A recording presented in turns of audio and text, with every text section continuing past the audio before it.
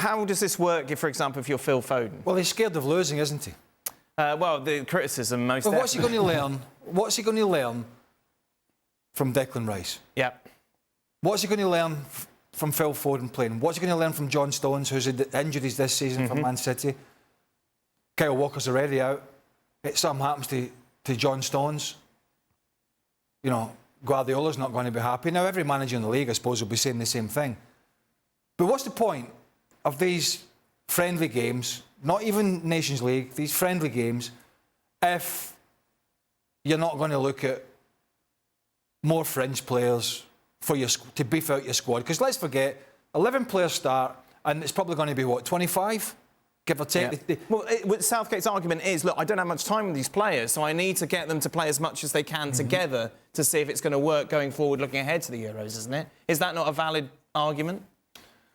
It's a manager's argument. I don't see how having one game, 2 games is a credible way of going, well, that looks great. Right. You know, I mean, at the end of the day, I think good players can play with good players if the balance is right between the players themselves, not so much how many games have they played together. I think that's more important.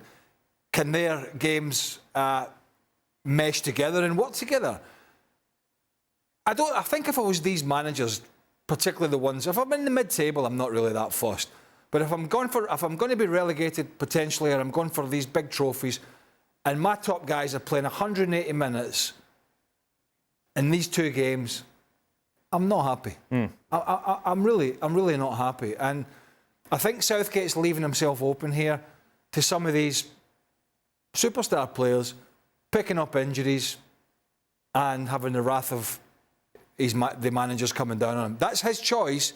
I just don't feel the need for him to do this in both these matches. But at the same time, this is not just a Gareth Southgate or England problem. Every single player... No, it's true, we've had... Every single player at these clubs is going to be away on international duty, a few exceptions, of course, and every manager is going to hold their breath, whether you're talking Ancelotti and Vinicius Jr. or whoever it may be. That's just the pitfalls with when you sign the best players in world football. That it comes with the territory. Gareth Southgate has a job to do himself, and I sympathise. I think, is this the last international window before... Yeah, there's 2 more friendlies, I think, before the Euros. So there really isn't a lot of time to get things right. Says, what are you learning from this that you don't already know, having Declan Rice play? You have to get... So you have 3 games to go before your fate is decided. Your fate is decided this summer, and you need to get it right. You've not got Harry Kane, you've not got Saka. Well, you've already got a diluted team. So why not use this opportunity? Your fate is deciding what you do for your club, and I tell you why. Calvin Phillips has done a pretty good job for England, but he's playing horribly for West Ham, and he's not in the team. Yeah. He's not in the squad, right? And rightly so.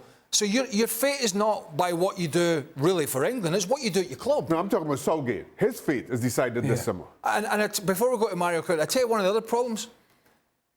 There's 2 friendly dates here. Did you say there's 2 more? I think there's 2 more. Right. It's like the warm-ups before the Euros. There's absolutely no need in the modern day for 2 friendlies, weekend and midweek. Yeah. You could chew on one. That would suffice. One at the weekend. Right? No problem with that. England played Brazil or they played Belgium at the weekend, whatever it was. They have a big game at the weekend. He runs out his guys. He's able to bring a bunch of subs on. He's seen some of the others in training. And then they have almost a week to go back to the club. That's common sense. There is no need to squeeze this other international... I don't know what it is about another full Wembley that attracts the FA and having all this ticket money. Paying for it. You cynic. Well, it's what it's all about. It's absolutely what it's all about. Mario, how would you feel if you're someone like Phil Foden, John Stones or Declan Rice going into this guy, given that it's Arsenal on Sunday? Yeah, look, this is a big game. And I think the guys that he knows that are going to be part of his team, those are kind of most likely the guys that will think about if they're going to perform in this game. Why? Because people will say, like, when you get on the field, I think this is the biggest problem with any individual footballer. And I think Greg and Chaka will relate to it. When we touch the grass, right, we go on the field, we sometimes forget what is coming next because we play for our nation. The game for your nation is very difficult to hold back on. It's sometimes, you understand, it's or you don't turn up at all. Because for the coach, he then has to take the responsibility to take you off. But sometimes the game doesn't go like he wants to take you off. So then the problem comes. And that's why I feel like what Greg said was an invalid point in the sense of why do we have to play so many games? Because sometimes too many games, the games that you play has to be around the people that you want to test and not testing the ones that you already are going to pick anyway. And if you want to test them, do it on the training field so they don't have to perform in those games. Because sometimes they get injured right before, and that's what happened to me, right before the Euro, a month before, I played a game. My coach, what did he say to me? Oh, play this last game. What did I pulled my groin.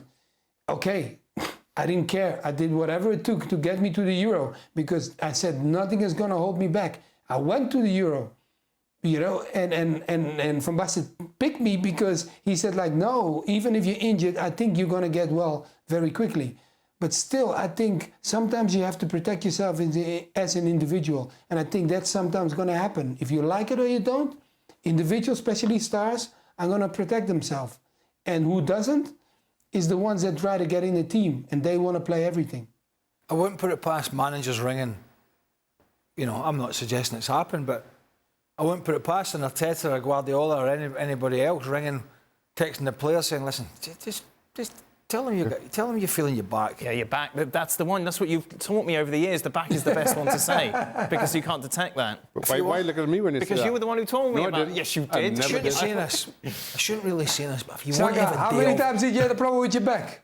Never. No. Hey, Mario, that's a lie. He told me the backstory. That's the one. That's the golden goose of injuries. If you want to have about that. if you want to have a come day on off, now. Lord Mario, You're if you want retired. to have a day off, throw in a little back one. The It's back's the fine. one, yeah. If you want to have, I shouldn't have said that. It's but- difficult to detect. Yep. I remember Craig that. told me. No, you told me. Craig told me. That's That's what it Don't was. pretend.